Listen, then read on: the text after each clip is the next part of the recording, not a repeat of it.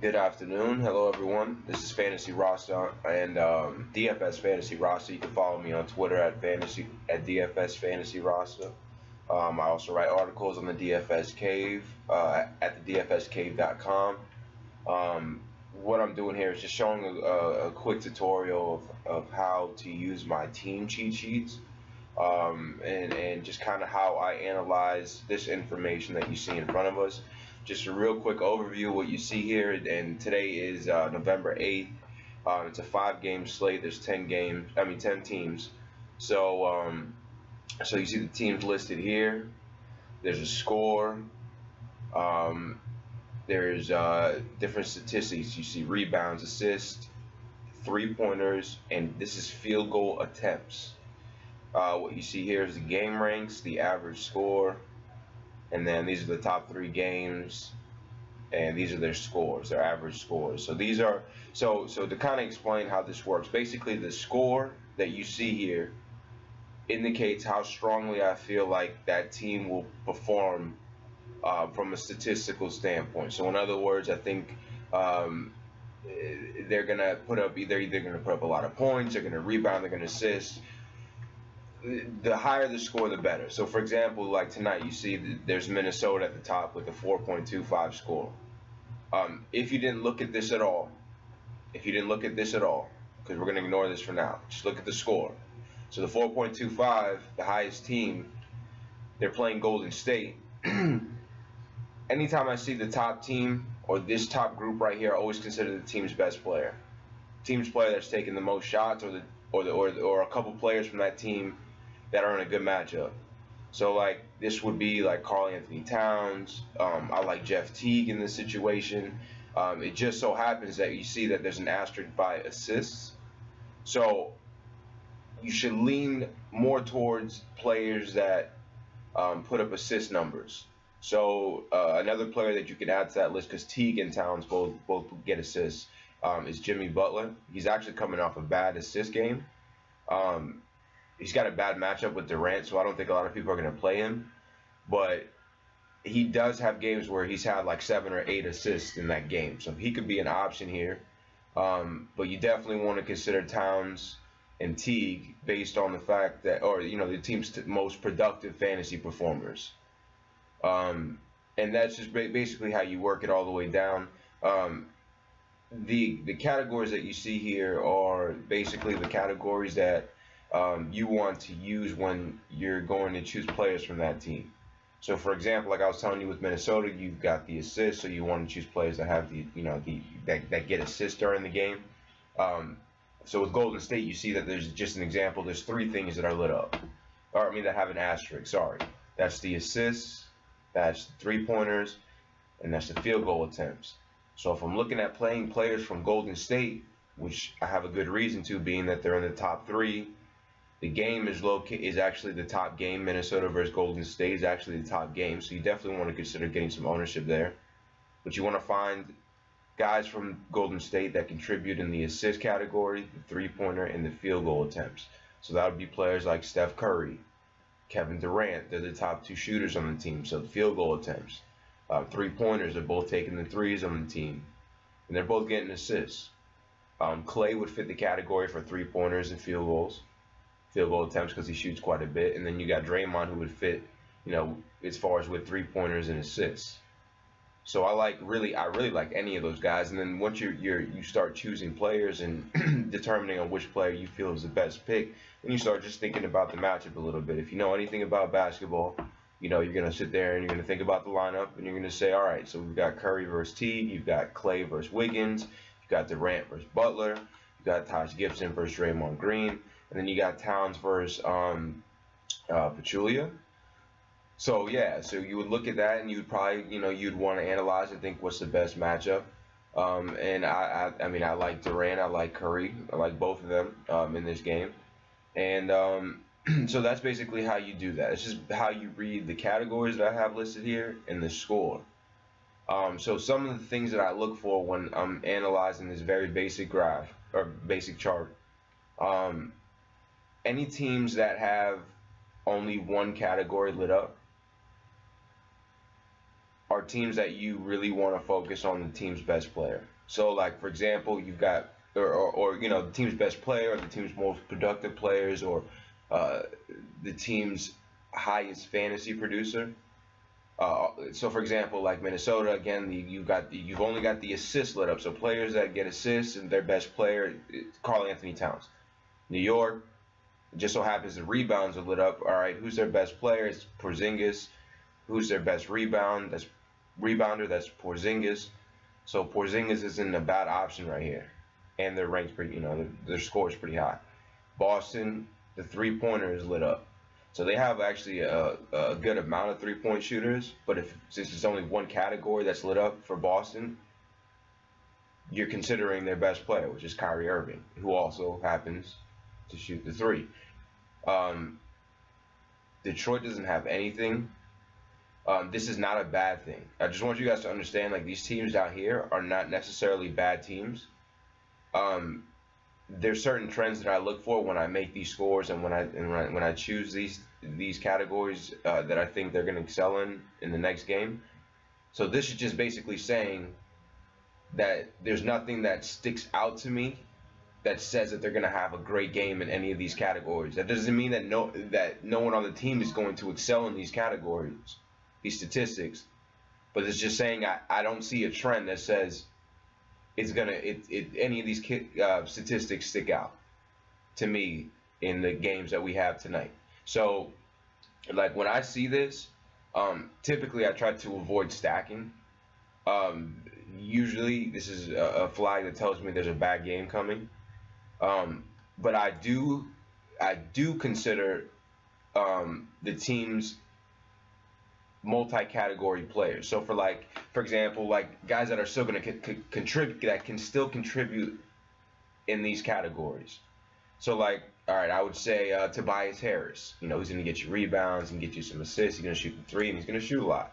So Tobias Harris might be an option here for Detroit, regardless of the fact of whether or not this is all any of these categories are lit up, and because the score is low. That doesn't mean that this team is a bad team in general. I just choose to not play as many players from that team. So like Tobias Harris, you could consider Avery Bradley, Reggie Jackson. I mean, those are guys. I mean, Drummond's an option. The only thing I don't like about Drummond is that he's rebound dependent. He doesn't always shoot often, but recently this year he's been getting a little bit. He's been getting more assists. Now, the other thing, the same thing applies to the Indianapolis and Lakers. Like, you want to look for the team's best player, and you always want to consider the matchup. So, who's got the best matchup? Who do I like? So like Indiana, it's got assists and three-pointers in the category, but they have a score of 0. I always try to play a player from one of these teams. Preferably a player that I feel like has upside, that can contribute in multiple categories, and has a good matchup. So today for me, with Indiana, for example, you've got the assists and three-pointers lit up. So, you want to think of players like, Darren Collison, who's actually their assist has been one of their best passers on the team, and he's been totaling a lot of assists. He's been shooting, he shoots a three-pointer. So like Collison, Oladipo, you want to consider. You want to consider those two. Those are pretty much the ones that I like. You can also throw in Thaddeus Young for sure. But when I see assists and three-pointers, or when I see the combination of assists, three-pointers, and field goal attempts for a team, like you see with Golden State, like you see with Orlando, like you see with Miami, like you see with Phoenix, and then Indiana and the Lakers have the same group here. 2 out of these 3 lit up. This tells me that it's a wing player, that you want to target a wing player from these teams. So that's what's leading me to Oladipo. That's what's leading me to Collison. The Lakers, you'd want to think of Kentavious Caldwell-Pope. Since it's assists and three-pointers, you want to think of guys that contribute in that. So that would be like Kuzma, even though he's not a true wing player, but he contributes in these categories. Jordan Clarkson's in play. I would say Lonzo Ball. I mean, he contributes in the assists. He doesn't really shoot the three that much. But he's an option. But that's just to show you an example of how I run through these players, like how I go through and select the ones that I like. Um, and just to give you an example, so since I'm already doing it, another here with Phoenix, you've got three categories lit up. The three that are lit up are with the asterisk are the assists, three-pointer, and the field goal attempts. Again, it tells me it's a guard. So guys like Devin Booker, Mike James, even T.J. Warren, Tyler Ulis, those are options. Even though they have a low score on this team, these are the categories that I'm looking for when I'm selecting players. And even though their score is low, they're in the top 3 game ranks as far as with the average score. So you definitely want to consider teams from the game ranks. I always when building lineups, I always choose players from these teams. I make sure that I have a good amount of players from these teams within these games, because there's based on the certain numbers that I put together and the algorithm and so forth, basically telling me that this is going to be either a high scoring game, or it's going to be a highly fantasy productive game. So another example, you got Miami, assist, three-pointers, field goals. That's a guard or a wing player. So that's Dion Waiters, Goran Dragic. Again, you analyze the matchup. So Miami's going against Phoenix. They're terrible against defending guards, so that helps Miami even more. So you may really want to consider guys from Miami, especially because maybe even stacking Miami. And again, on a daily basis, you analyze the team salary as far as how much the players on the team are costing. And today, Miami's actually just they're relatively cheap. So you can get shooters there like Jason Richardson. You can get, like I said, Dion Waiters. James Johnson is a good play in this spot because he shoots the three. He's going to get you assists, and he's going to take a lot of shots. Orlando. I love Orlando for certain reasons. You'd have to read my articles to know more about that. You can check those out at the DFSK. But, the assists, three-pointers, field goal, that's a wing player. I like Aaron Gordon, even though he's not a wing player, because he contributes in all 3 of these categories. You could consider Vucevic, even though he doesn't shoot three. He does get the assists, and he does shoot often. Fournier, Jonathan Simmons, even though he's off the bench. Oh, and that's another thing. Don't ignore players that are on the bench. If they're getting a good amount of minutes, and typically I try to aim for players that I expect to get at least 22 to 23, plus minutes. Don't ignore them. So there's Jonathan Simmons. That's just one example. Then you've got Iguodala that's coming off the bench. You got Tyler Johnson right here, who's another guard for Miami, coming off the bench that contributes in these. He's a volume shooter. He shoots three and gets assists. Tyler Ulis, same thing here for Phoenix. And then, you've got like Corey Joseph and Jordan Clarkson, like I mentioned before, as far as, for Indiana and the Lakers. But, yeah, that's just a quick run through. That's how this works. And then with the game ranks, the way I go about using the game ranks is,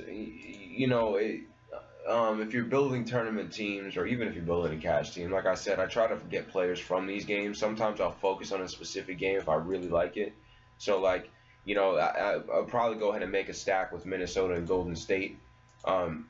The players on both teams are a little bit more expensive than the rest of the players in the slate. So you may want to consider how many players you play from this game. So although it's like it's got the highest score, you got to also consider the cost of the players. So like Minnesota, Golden State, I would probably do, I want a minimum of at least 4 players from that game. I would say if I was making lineups, if I wanted to focus on just stacking this game. Orlando, New York, their players are a little bit cheaper. So I would do, 5 players from that game. Miami, Phoenix, same thing. Their players are a little bit cheaper. I would do 5 players from that game. But this is very important. Usually, I'm getting a good amount of the teams within this game rank are the teams that go off. So you just want to consider that these teams are stackable. You want to consider the teams that you can stack relatively cheap so that you can fit in other big players that are shown here or other players that you like in general. Um, and listen, if you have any questions, you can hit me up on Twitter at Fantasy Rasa. Again, you can check out the DFS Cave. I hope this helps you. If you have any questions, again, hit me up on Twitter, and I'm on Instagram. I love helping. I appreciate you watching this video, and I wish you guys all the best with your DFS success. All right, bye-bye.